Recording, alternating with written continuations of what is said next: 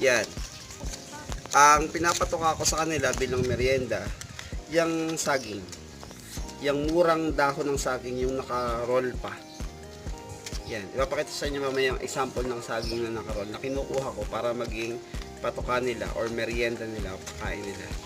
So, ngayon, sila ay mga tandang. May ilang babae dyan, kagaya nyan. Yan. Pero mostly tandang. Ngayon, ang plano ko dito, ilipat sila ng ibang kulungan, tapos bumili na lang ako ng babae. Kasi matagal pa yung pinapatch ko bago maging 6 months old, kasi 6 months old na sila.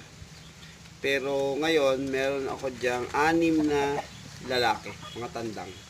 So, ang babae ko dyan, parang 7 lang. So, dapat, at least 1:4. So, may 4 na tandang akong labis. So, dapat